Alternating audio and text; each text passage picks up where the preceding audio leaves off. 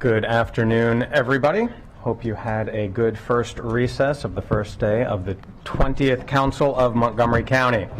We are refueled and ready to take on this afternoon.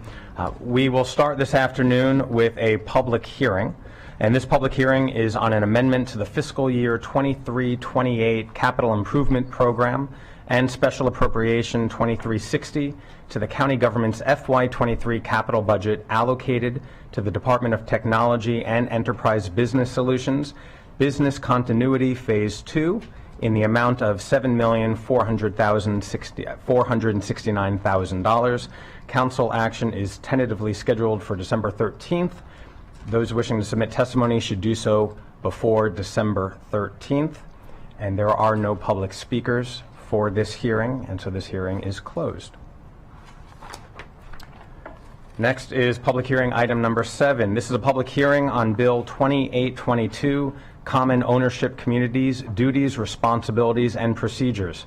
This bill would require regular periodic training of members of a governing board or of a common ownership community to clarify common ownership community registration, voting, and dispute resolution procedures, outline criteria in the county's Commission on Common Ownership Communities, is considered accepting jurisdiction over dispute involving a common ownership community, and generally revise county law regarding common ownership communities. There are 4 people who have signed up to testify on this. First, we have a virtual member of the community, Raymond Brennan. Mr. Brennan. He's not on the Zoom at this time. Mr. Brennan is not here. We'll come back to him. There are 3 people in person who would like to testify. I'd like all 3 to come on down. Mr. Ben Smith, Mr. David Humpton, and Ms. Roxana Mosley.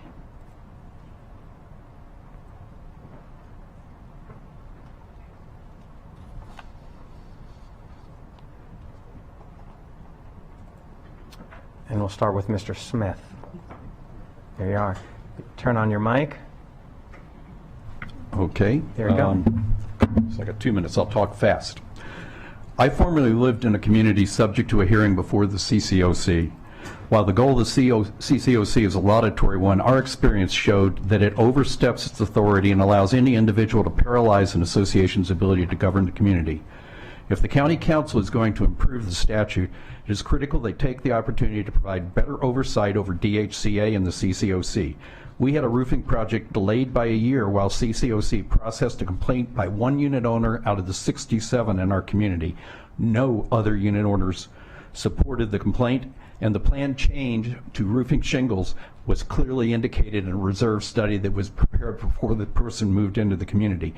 Nevertheless, we were forced to defend ourselves in litigation in a process that cost our community tens of thousands of dollars.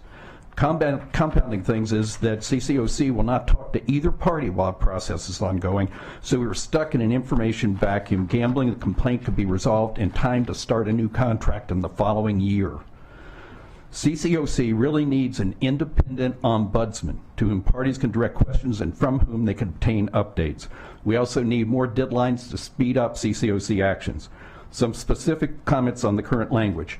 6F2, strike in person. Many board members work full time. They do not have the time to take in-person training. 7A proposes a new registration form to be completed every year by every community.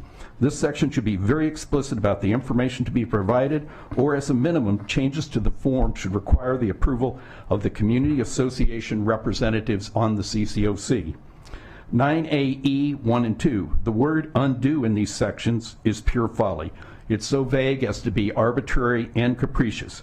Material or substantial would be preferable, and there needs to be an appeal right for CCOC's failure to grant relief from a stay. Finally, 13D2 should as a minimum strike unreasonably withdraw from mediation. Once again, the CCOC proposes to give themselves vague and unchallengeable authority to decide when any process can move forward. Thank you for allowing me to speak. Thank you very much, Mr. Smith. Mr. Humpton. Good afternoon, President Glass and members of the County Council. First of all, congratulations to each and every one of you. We look forward to working with you. For those of you who don't know me, I'm David Humpton, Executive Vice President of the Montgomery Village Foundation. which was established in the late 1960s to govern our large-scale planned community of Montgomery Village. Montgomery Village is a community of over 12,000 homes with a population of approximately 40,000, living in 26 independent homeowners associations, condominiums, and rental communities. MVF is the village-wide entity that provides a host of quasi-municipal services and some traditional common ownership community functions, such as architectural review and property maintenance inspection. MVF's budget is over $9 million, includes over $6 million of recreation services, including 6 large pools, acres and acres of parkland, community centers, gyms, pickle, futsal and soccer courts, et cetera, et cetera. We are very proud of our special events, and we want to thank Councilmember Katz for coming to the pumpkin racing in the fall, and also new council member Dawn Lukey for attending our tree lighting the other night. We actually had snow in Montgomery Village that night. MVF has been an advocate for CCOC since it began in the late 1980s, and we support Bill 2822 and the efforts to strengthen and clarify the provisions of Chapter 10B. MVF advocated for the training requirements in the current law, and we are hopeful the Council will support any state law that comes forward in the coming General Assembly requiring board member training. It is very, very important. Your support of the state's reserve bill that requires homeowners associations and condos to have reserve funding for future infrastructure replacement was crucial in getting first it adopted as a Montgomery County local state bill and then last year as a statewide bill. In reviewing 2822, we do want to bring a concern to the Council's attention. We're not sure this should be addressed legislatively or just as a simple change of practice by the CCOC. The issue is with the CCOC's intake of cases and automatic assignment to mediation process. A threshold factor in administrative law is that an agency's jurisdiction is limited by the statute. We understand the benefits of mediation, but sometimes it's not appropriate. Not every disagreement between an owner and association meets the definition of a dispute that the Commission is empowered to resolve. MVF believes that the Commission should not order mediation until the Director of DHCD has investigated and confirmed that a complaint is within the statutory jurisdiction and that the Commission has accepted the dispute for resolution. This would protect parties from unnecessarily incurring the costs of legal representation and mediation in the event that a complaint is not within the Commission's jurisdiction to resolve. Again, thank you for allowing me to testify. Thank you very much, Mr. Humpton. Ms. Moslehi? Yes, hi. I'm a current board director and previous board president for the Westlake Park Condominium B. I have been a resident of Montgomery County for more than 20 years. While I generally support the proposed changes in this bill, I have no confidence, based upon our condominium's recent experience with the CCOC, that the proposed code and procedural changes will improve the CCOC operations. I believe a major oversight and overhaul is needed. For example, this bill does not address the serious issues of conflict of interest and bias that seem to be affecting some CCOC cases. In our case, one party composed of 5 long-term board members who have been repeatedly accused for the past several years and have repeatedly had owners' complaints against them dismissed by the CCOC, openly boast about their connections at the CCOC, specifically through their personal attorney who himself has served on CCOC panels. One CCOC person who has been involved with all previous dismissed complaints against these individuals and has served with their attorney on CCOC panels was going to act as the mediator in the most recent case. Therefore, the proposed amendment to allow CCOC to penalize a party who failed to complete a mediation, even if due to bias, is unacceptable, given that in our case, the mediator was not a third-party neutral. Even worse, when our owners and even association attorneys requested that this person and the CCOC panel chair, who also had a conflict of interest because he had served on a panel with the attorney for these individuals, be recused and a new panel chair be appointed, this basic request, which should be honored in any judicial forum, was rejected. As the result, we ended up with a tainted hearing where one party and their attorney repeatedly misled the panel without any punitive or corrective actions by the CCOC. Besides bias and conflict of interest, our case has been marred with other problems such as differential treatment of witnesses, procedural violations, ex parte communications, late hearing notices, lack of candor to the tribunal on the part of the attorney representing the 5 individuals, and other issues, none of which are addressed in this bill. Thank you so much. Thank you very much for your testimony. Is Mr. Brennan online now? He is not. Okay. With that, I want to thank you all for testifying. Anybody who wishes to submit testimony should do so before December 13th. A committee formerly known as FED, Planning, Housing and Parks Committee work session will be scheduled at a later time.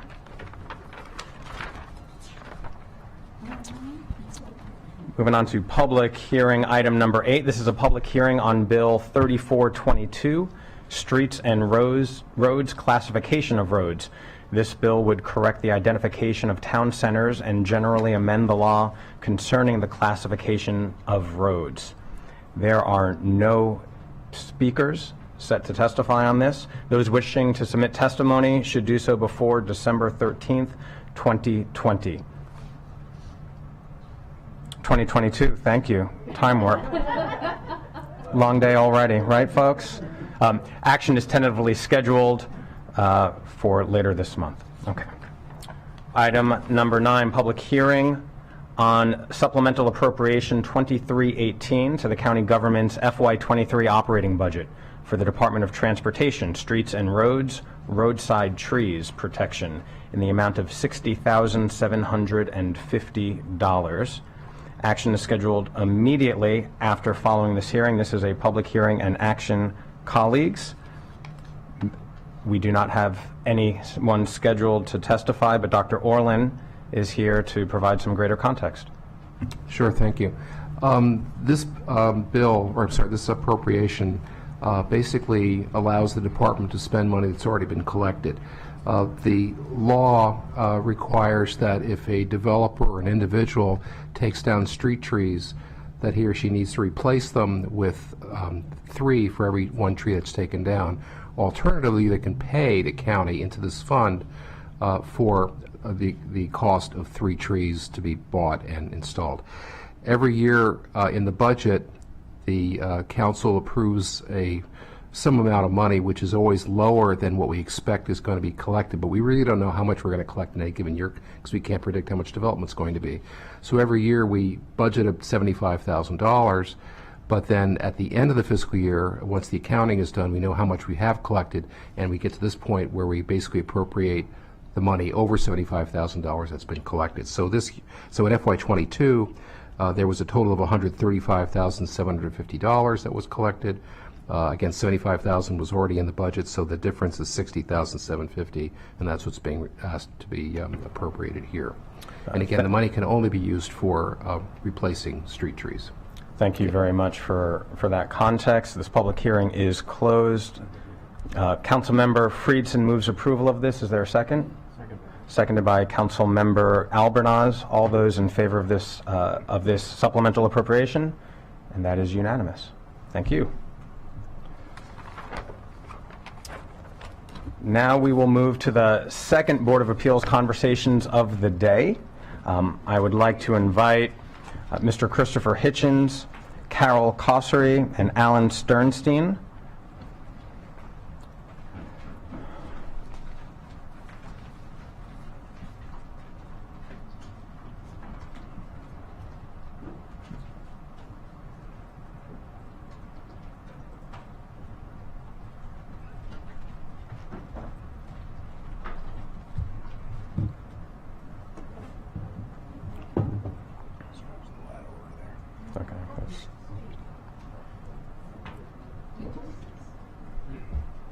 Hello. Good afternoon. Thank you all for joining us this afternoon and for your interest in the Board of Appeals. This is to fill a vacancy that was recently made, and it is to fill a Democratic position on the Board of Appeals, and I appreciate you all stepping up. I have a series of questions, and we'll rotate the responses as we go through. But Ms. Kossery, we'll start with you and then work your way down. Easy question first. Why would you like to serve on the Board of Appeals? Well, first I want to congratulate all of you. It's just phenomenal sitting here. Could you Looking- move your microphone a Oh. little bit closer to you? There you go. Thank you. And I'm short, even shorter than you. Which That's is saying tough. a lot. Yeah, that's tough. It's just phenomenal sitting here looking at such a historic county council. So why do I want to become a member? You know, I'd say recently I retired after a very long career with the federal government. So I guess you can say that public service is just something that's encoded in my DNA. And I think a lot of you guys up there, you understand stuff like this. And I just want to say that I want to point out that in terms of land use decision making within Montgomery County, the Board of Appeals is actually relatively unique in that board members are basically just regular Montgomery County citizens. This differs from like the Office of Zoning and Administrative Hearings, where the your hearing examiners are lawyers who basically function as administrative law judges, or even the planning board, where although they're also staffed by residents, they're backed by a large professional staff. So I think it's just important for residents, if you think that you're capable, if you're willing to take on something like this, to to step up and to help fill positions, not just on the Board of Appeals.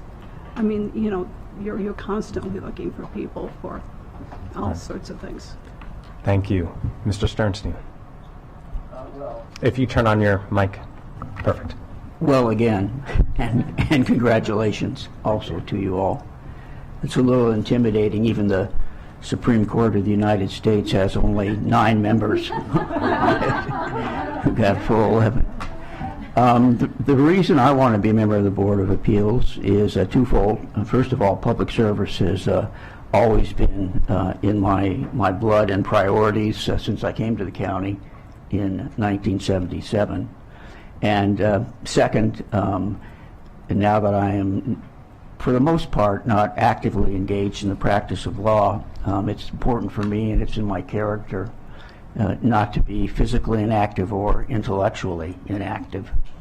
And I see this as an opportunity to continue doing, in a lot of respects, what I did for 47 years, and enjoyed, in fact, in a similar role for 22 years with the Board of Appeals for the City of Rockville.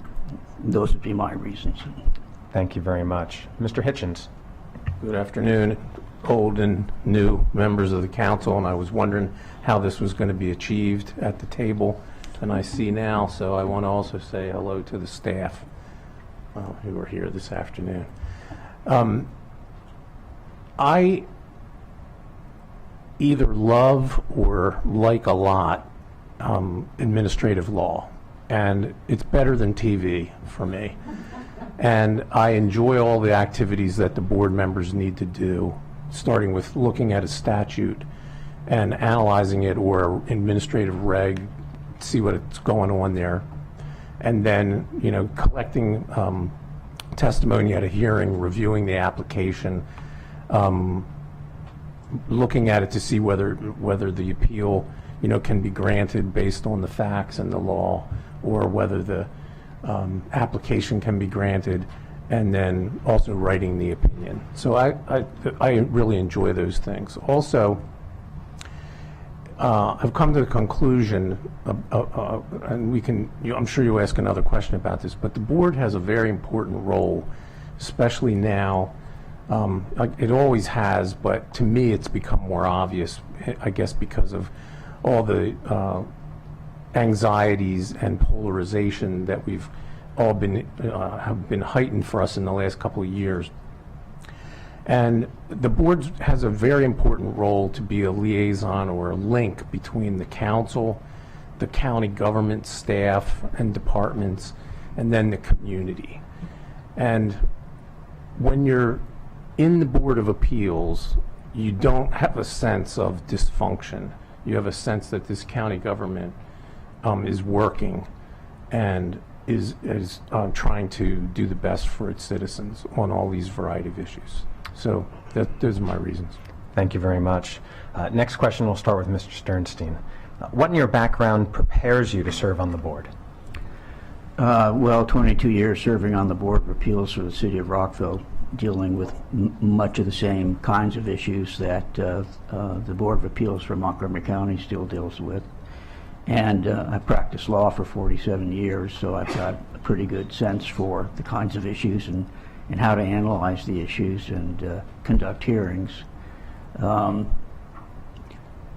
I think I pretty much stand on that. Thank you. Mr. Hitchens? Well, I was an assistant county attorney for 9 years, and I appeared before the board many times and represented both the county agencies and then the board itself and its decisions when they were appealed to the circuit court. And so I have that experience.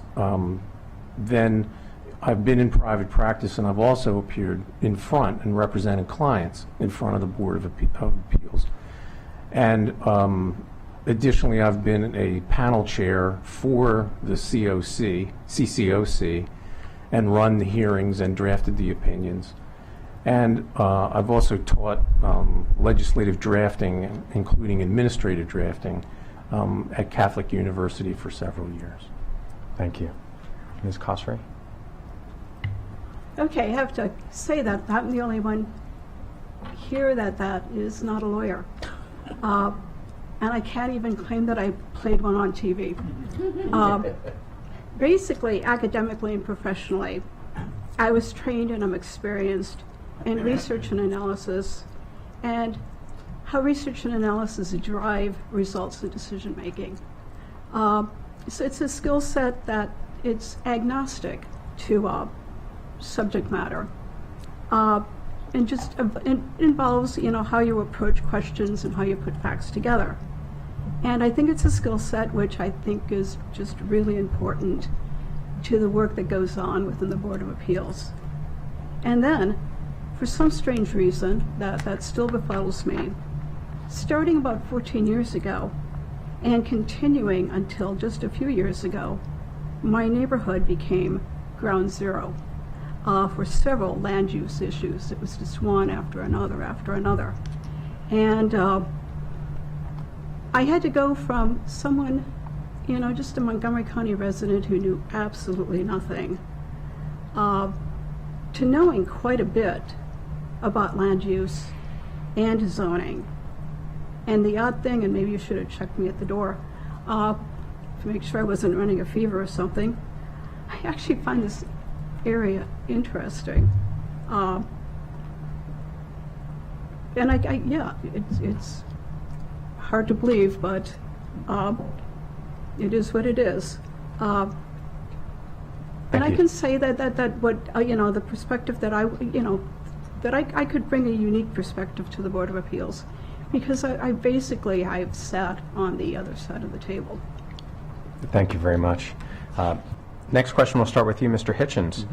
Tell us about a time when you've helped achieve consensus among a group or individuals with differing points of view. Well, I've practiced in the area of homeowners associations for more than 20 years, representing homeowners associations and condominium associations. And I've had to do that with almost every board that I've represented. And you have, a board often has old long-term members, new members, not enough members, that kind of thing. And what I found was effective with reaching consensus was to ask everyone to describe their concerns rather as opposed to, say, labeling something like saying, well, the newcomers don't appreciate the pool or something like that. And then address the concerns and see what they could agree on and keep working at it. And I believe in the power of continuing to discuss things and wordsmith and to, again, go over concerns and also ask what the goal is and eventually reach a consensus. So that's my most common experience. Thank you. Ms. Cossery? Actually, I'm going to tell you more about my career because consensus building was always just an integral part of what I did professionally. I was never a solo practitioner.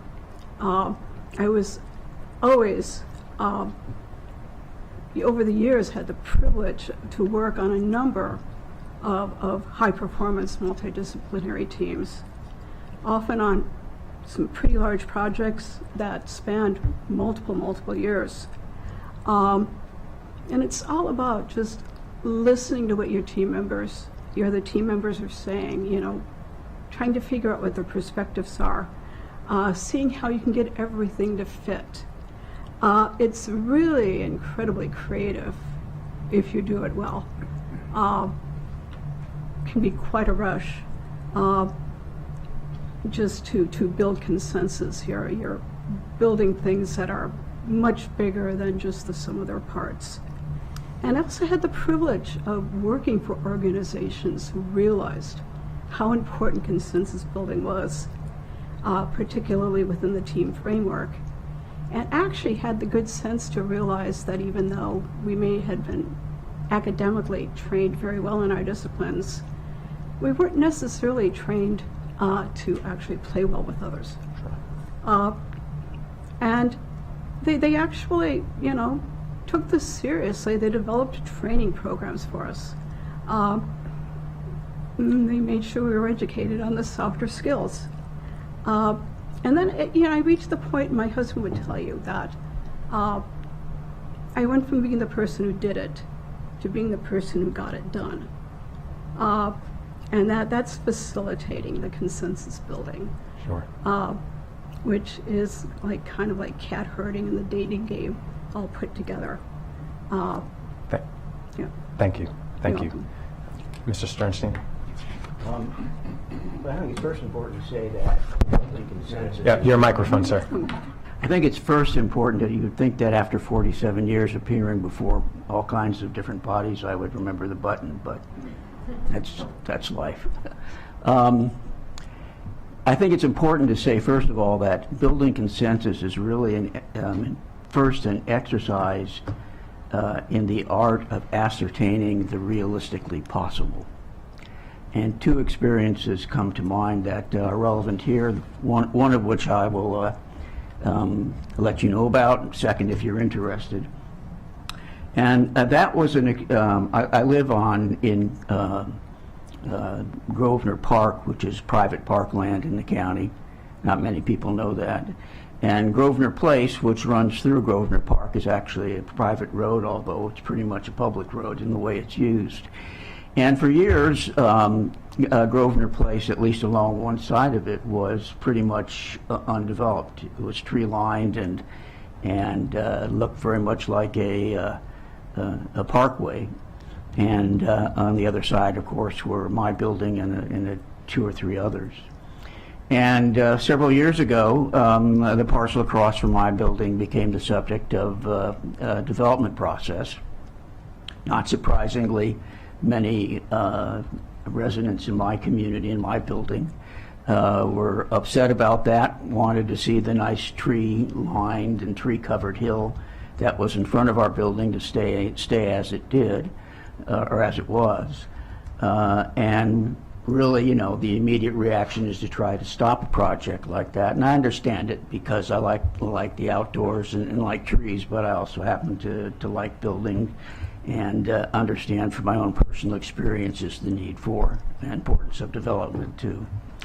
And so I had the challenge of really pulling together the building and its residents to support the response that I thought was the only really, you know, constructive response. You have to appreciate where your leverage is and where it isn't. And certainly stopping the project is not anything I saw that would occur. But the developer had represented in a couple of public hearings that it was only interested in developing the middle portion of this, I think it's about a 30-acre tract on the west side of Grosvenor Place.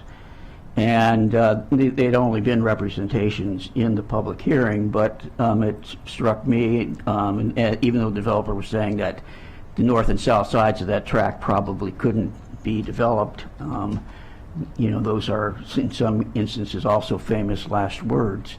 So I persuaded my community to support a response where instead of coming in opposition to the development, we came in and supported the development, but asked the planning board to make as a condition of the, I think it was a site plan approval that they were seeking. Maybe you were on that board. And you also know that the result was that the county or the planning commission nevertheless denied that, what I thought was a very reasonable request. But it doesn't stop there because afterwards the developer needed certain cooperation from the Grosvenor Park Maintenance Trust, which is the trust that I sit as a trustee on for my particular building, and it oversees the maintenance of Grosvenor Place and the access road to the Grosvenor Metro Station, as well as the ponds and streams. It's been a fairly taxing job for the last 2 years for me because we're doing a lot of rehabilitation work, capital improvement work. But we needed to continue to deal with the developer about the project, and notwithstanding the county planning commission's decision, we reached a development agreement with the developer that provided that the north and south ends of that tract would not be developed. You good? Okay. Yeah. Thank you. Thank you. Next question, we'll start with Ms. Cosard. Please explain your understanding of the role of the Board of Appeals and how it serves our community. I think Mr. Melnick did a good job of going over this morning also. The Board of Appeals is basically responsible for hearing and deciding on a number of land use issues, a lot of variances, modifications to special exceptions, administrative appeals of certain decisions from other county agencies, such as permits that are done by DPS, and oral arguments on conditional uses that conditional use decisions that come down from the hearing examiner that either the applicant or people in opposition may want a second look at. The thing you need to remember, though, about the Board of Appeals is that their hearings and decisions occur in a quasi-judicial setting, and it must follow the basic standards of due process and the rule of law. And this is really important to remember. It's an important concept because basically you don't follow these standards and your decisions can get challenged in court. And your decisions could be invalidated. So I think it's, you can serve the community by making good decisions. And the Board of Appeals is just one of many components of the government that most people don't even realize it's there. But it just keeps the wheels rolling on the tracks. Thank you. Correct, and thank you. Mr. Sternstein.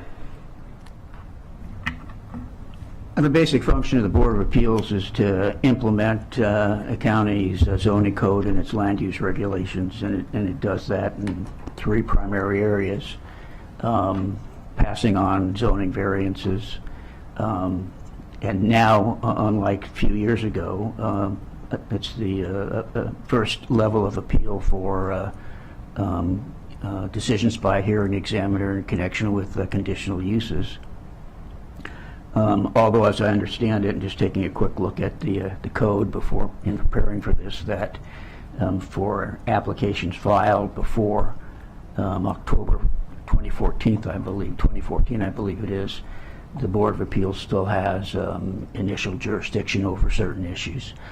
And then the third area is, and one I think is lesser known by everyone, is also acting as in a first level appeal from decisions by certain county agencies. I have to say, in my time on the Rockville Board of Appeals, I can think of only really 2 instances where we had appeals. I think each of them were from the sign review board. But it's a role that's there, and obviously can be an important role for people who are a party and have stakes before whatever the agency is that's making the decision. Thank you. Mr. Hitchens?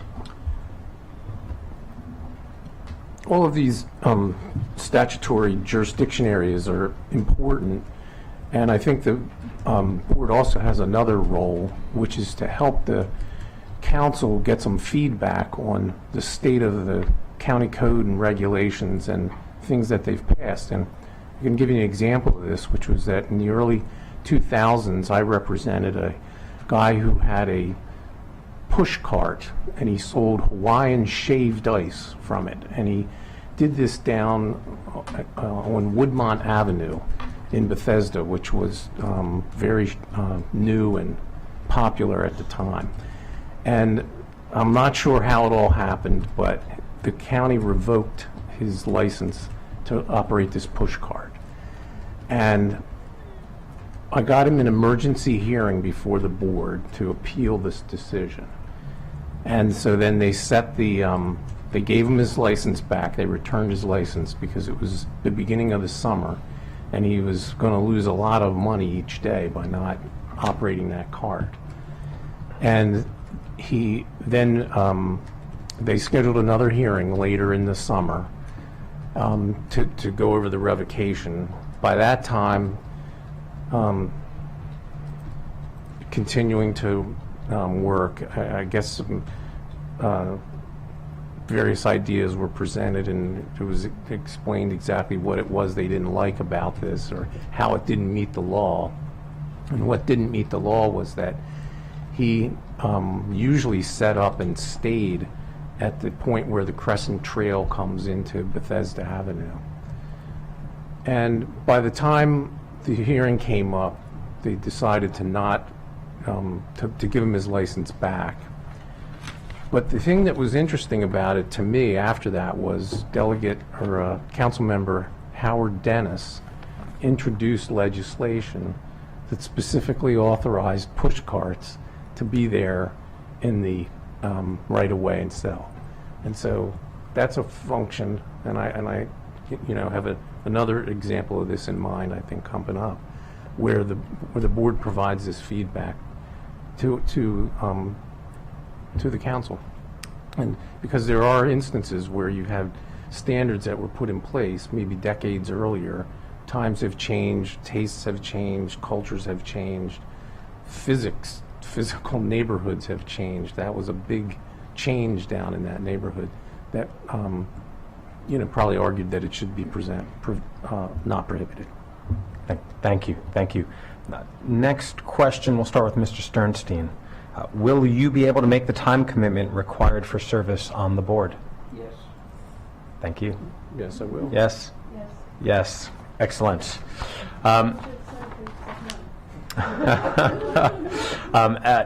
Next question, we only have 2 more, and we'll start with Mr. Hitchens. If appointed, how would you position this role to work on racial equity and social justice issues?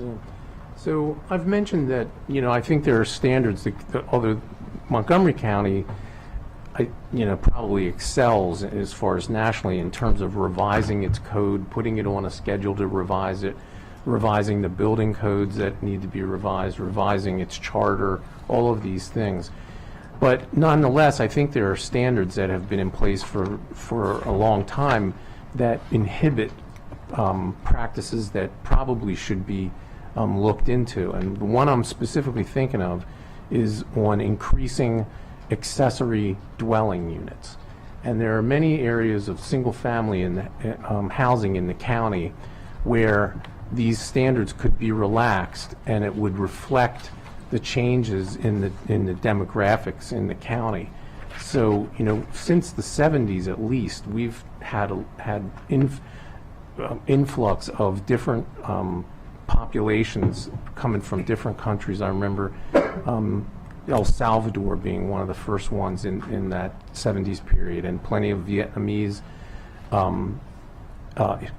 immigrants as well.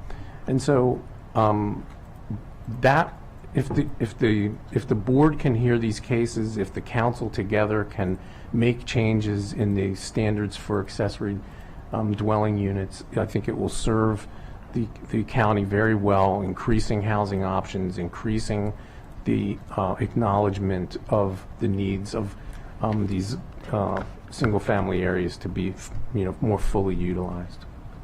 Thank you, Mr. Hitchens. Ms. Kossery? As I previously mentioned, the board operates under a quasi-judicial framework. And if you look at the standards that are involved, it's things like creating and fostering an environment where everybody who comes before the board is heard, and also, they get to hear what everybody else has to say. And this is extremely important because it's basically how the board gathers the facts that they need to make their decisions. So it's making sure, if you're sitting there at the other side of the table, that you're and somebody's not clear, that you're able to question them and do a back and forth with them in a way that's going to serve what you need, which is getting a clear understanding of the facts, but making sure that they don't feel like they're being interrogated. And it's a skill. It's an art. Making people figuring out how to make people comfortable. Particularly, I've been on the other side of the table. It can be rather nerve-wracking. Also, it's just making decisions without bias, knowing where your biases might be, and knowing how to overcome that type of thing. But I want to say, though, that there is inequality, and it's not necessarily something that can be wholly addressed by the Board of Appeals. And the thing is that the land use process as a whole can be extremely complicated and difficult for the vast majority of Montgomery County residents to really understand and navigate on their own. Just take variances, for example. You've got a complicated set of criteria that you have to answer if you're going to go before the board and ask for a variance in building standards. If I have resources, I'm and maybe I want to build an expensive extension to my house, and I have resources. I'm going to hire a lawyer, and I'm going to have the lawyer make my case. But if I'm just Joe Montgomery County citizen and say I just want to build a garden shed out in my backyard, and I'm just going to go to Home Depot and get it. But I live down county. I live in a small, non-conforming lot. Why do I need to get a lawyer? Can I even afford to get a lawyer? Right. So, it's a question, as much for you guys as for the Board of Appeals. In terms of what resources do we really need to be providing to help our citizens navigate things like this? Thank you. Thank you. Mr. Sternstein? Well, I first observed that this is a fairly problematic question for a quasi-judicial body, because unless you're applying the Constitution of the United States or the Maryland Declaration of Rights, our function really is not to create policy, but to respect policy. But I do think that with that caveat, I do think that there are three ways in which the concerns and objectives of the question you've posed can be taken into account. The first is in being sure that as a member of a quasi-judicial body applying the law, that I'm applying both the letter and spirit of the law and not undermining the objectives of the law. And in that regard, I would relate to you an experience I had very close to the end, and probably was a good thing it was close to the end of my tenure on the Rockville Board of Appeals. An arm of the Catholic Church wanted to build and did eventually build an affordable housing, multi-residential building for seniors not far from here and not far from Rockville City Hall. And the community, surrounding community, mostly, single-family homes have been around for quite some time, were opposed to this kind of development. And, notwithstanding the fact that most of the people who would be resident in the proposed building were basically the same type of people that were fortunate enough to be able to own homes in historic Rockville. And the Board of Appeals unanimously approved a special exception that this applicant needed. And as many of you probably know, not just from politics in Montgomery County, but certainly in Rockville, elections are decided by very narrow margins. And so community organizers can have a very significant input on mayor and council, for example. And in this instance, the community actually persuaded the mayor and council to preclude the city attorney from defending the Board of Appeals and its decision to grant the special exception. Totally lawless, because as some of you may know, the purpose of a Board of Appeals is to really isolate those kind of decisions from political influence. And so the response was that I represented my board as an attorney in defending our decision, along with the attorney for the applicant, much to the surprise and chagrin of even a couple lawyers on the mayor and city council. So the first way, and the role that can be played, is to be sure that what is intended in terms of objectives occurs, and not undermining that.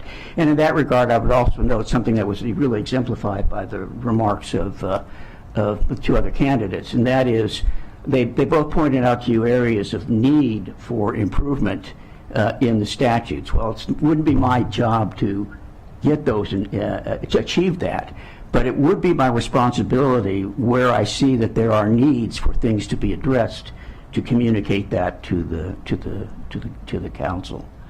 And then the two other areas, which I think have also been touched on, that I think are appropriate, are that in my own decision making, to be sure and self-reflective that my decisions aren't influenced by any sort of bias.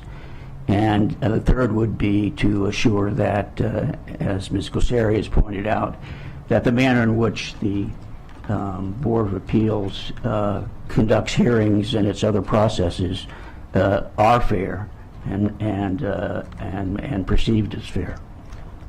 Thank you. Final question for all three of you, and we'll begin with Ms. Cosseri. Are there any potential conflicts of interest of which we should be aware? Not currently, thank goodness. And as I mentioned, I'm a former Fed. And in my position, I did yearly ethics training. I had to do yearly financial reports. So being careful about potential conflicts of interest, it kind of got like ingrained. And none that you're aware of, you said, right? Yeah, none that I'm aware of. Very good. Thank you. Mr. Sternstein? Unless any of you are contemplating ordering the county attorney not to defend a decision of the Board of Appeals, I don't see any conflicts of interest. No, I don't have any.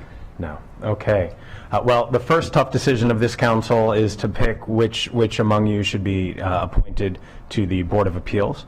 The second question that you posited, Mr. Sternstein, comes later, should it ever. But I just want to thank you all for putting yourselves forward.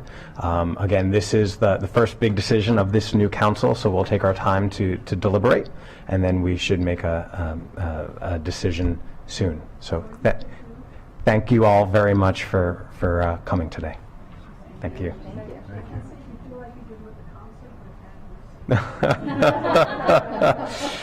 If someone wants to introduce a charter amendment to expand the size of the Board of Appeals, I wish them well. And with that, colleagues, that concludes our work for the first day of the 20th session, the 20th council. It has been a good working day. I look forward to many more working days with you. And with that, we are adjourned.